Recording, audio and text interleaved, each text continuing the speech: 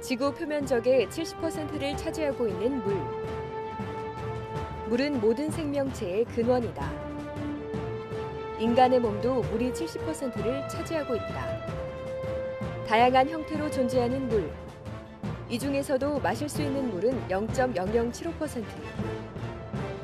산업화로 인한 하천의 오염은 마시는 물의 범위를 더 좁게 만들었고, 수돗물 대신 그 자리를 정수기물이 차지했다. 현대인의 필수품이 된 정수기. 과연 정수기의 물은 안전한 걸까?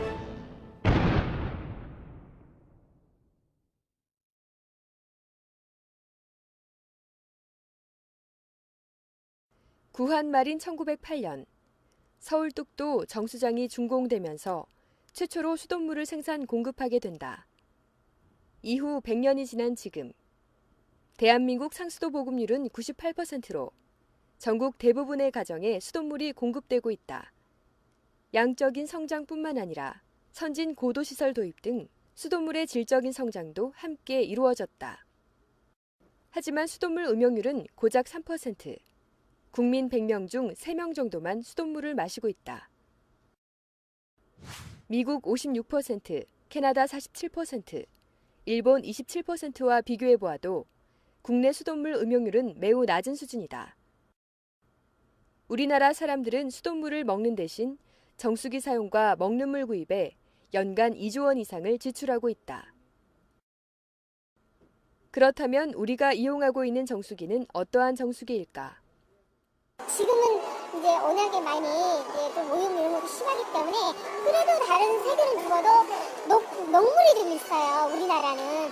요새는 왜냐면 환경이 하도 그래서 방사선 물질까지 다 제거되는 걸 저희거든요. 왜냐면 또 필터가 역삼투압 방식이세요.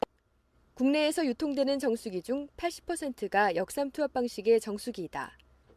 학교와 병원, 식당 어디에서나 역삼투압 정수기가 있고 국민 대다수가 이 정수기의 물을 마시고 있다. 그런데 이 역삼투압 방식의 정수기 논란이 끊이지 않고 있다.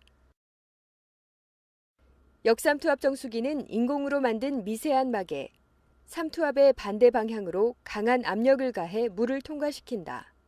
역삼투압 막이라고 하는 이제 고분자 이제 물질을 이용해서 이제 하나를 이제 장벽을 의미하는 거죠. 그래서 이제 그것이 이제 물은 투과가 되고 용질은 이제 통과가 되지 않는 그런 반투과성 성질을 이용해서 이제 염해 농도가 굉장히 높은, 예를 들어서 이제 뭐 바닷물이나 이런 것들이 이제 넣게 되면은 삼투압이라는 게 발생을 해요. 이제 염해 농도가 굉장히 높게 되면 삼투압이 발생하는데, 그래서 이제 물이 이제 바닷물 쪽으로 이제 가게 되는 방식이죠. 그런데 그 삼투압 이상의 압력을 걸어주게 되면 그 예를 들어서 바닷물에 있는 염해 성분들이 그 반대쪽으로 이동을 하게 되는 그런 원리를 이용한 겁니다. 그래서 역삼투압막이죠.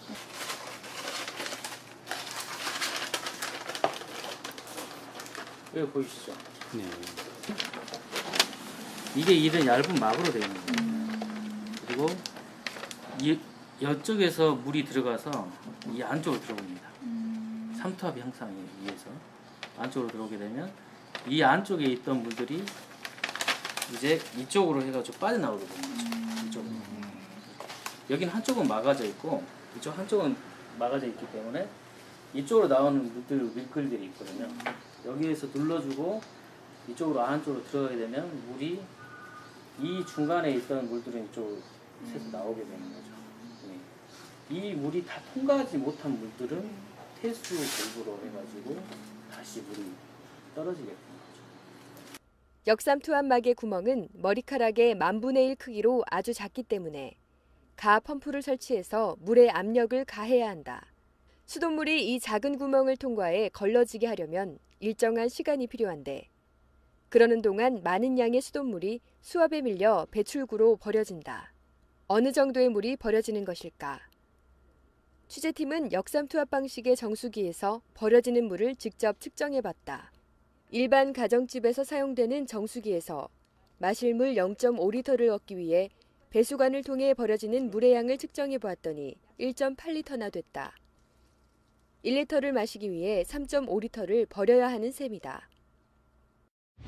해수유리라고 하는데 대부분 보면은 우리가 100을 가하면은 100을 다 얻는 게 아니죠. 그래서 한 40%는 얻고 100을 가하면은 나머지 60%는 폐수로 버리게 되는 것이죠.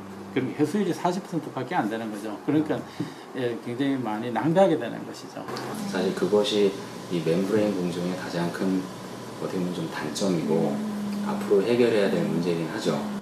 정수기를 산 소비자들은 이 사실을 알고 있을까? 그런 건 안 사지. 저 산투압 방식 말고 일반 거는 제스요.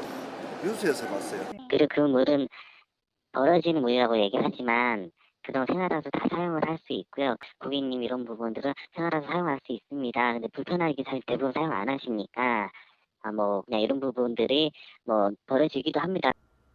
정수기 업체의 말대로 버려지는 물을 생활 하수로 사용하려면 따로 물을 받아놓는 수고를 해야 한다. 취재팀이 방문한 가정집에서 이런 불편함을 감수하고 생활 하수로 사용하는 소비자는 없었다.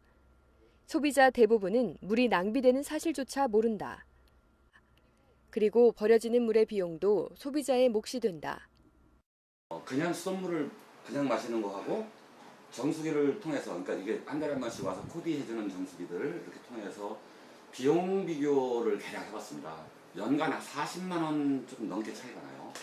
서울 시내에만 정수기가 한 200만 대 정도 설치되어 있다고 합니다.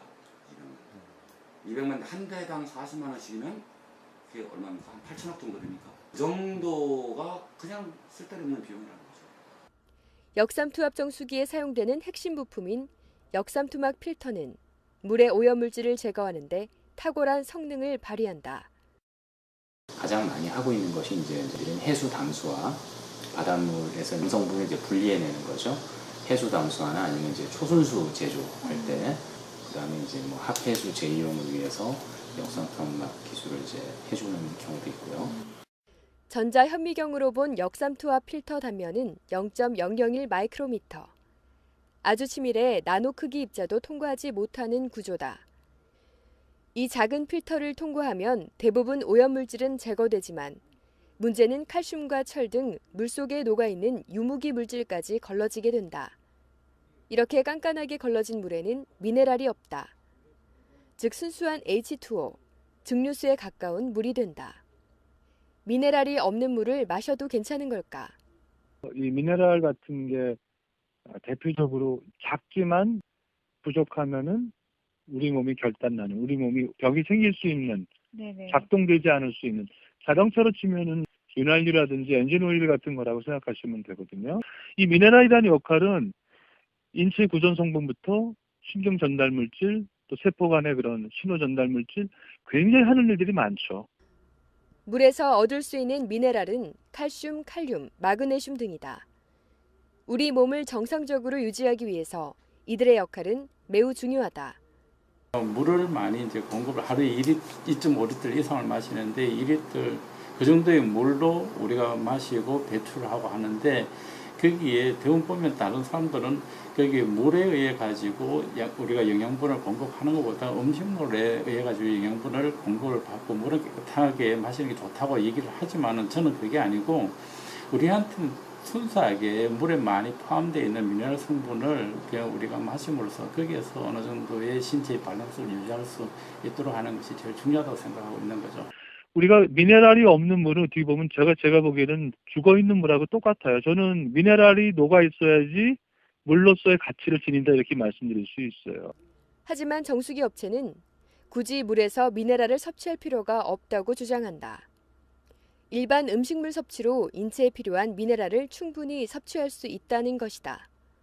미네랄은 다른 식품을 통해 섭취하는 게 맞는 거라고 몇 번이나 말씀을 하셨습니다. 불가능할 뿐더러 만약에 물로서 섭취하려고 그러면요. 수십 리터의 물을 하루에 마셔야 되는데 그게 현실적으로 가능하지는 않지 않습니까? 또 증류수에 가까운 초순수의 물은 관리하기가 쉽지 않다. 대기와 접촉 시 쉽게 변질되고 세균이 번식하기 쉽다.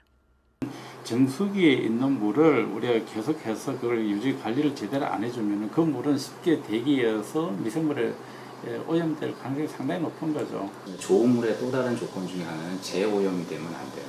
그런 잔류염소들이 제대로 이제 뭐 거의 완벽하게 제거돼서 뭐 하나도 없다면 그런 것들이 이제 또 또 다른 오염이 될 수 있는 다 100% 제거하는 게 아닙니다. 모든 물. 그렇기 때문에 중류수가 아닙니다. 그리고 꼭 필요한 성분은 남아 있고요. 만약에 중금속이나 방사수 물질, 환경 호르몬들이 나오면 꼼짝없이 먹어야 되거든요. 그런 물 좋다고 할 수 있나요? 녹물들 나오면 다 걸러질 수가 없는데 좋다고 할 수 있나요?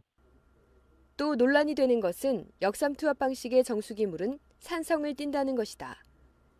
수돗물은 원래 혈액과 같은 약알칼리성인데 역삼투압 방식 정수기를 통과하면서 산성수로 바뀌게 된다.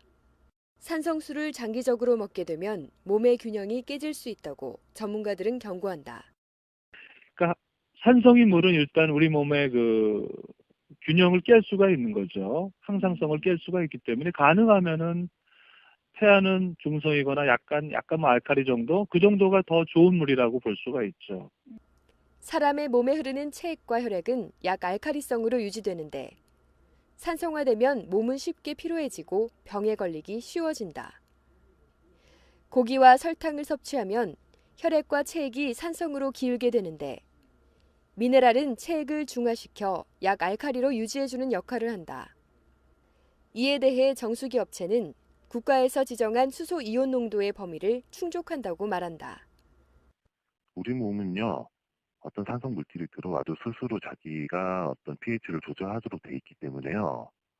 몸 안에 탄산이온이 많이 들어온다고 해도 저희가 이산화탄소를 다 배출하고 수소이온 배출하기 때문에 정상적으로 다 유지가 되는 거기 때문에요. 그래서 우리가 탄산음료를 먹어도 몸에 크게 지장이 없는 겁니다. pH를 가지고 딱 물고 늘어지는데 수질 기준에는 다 부합하는 물이고요.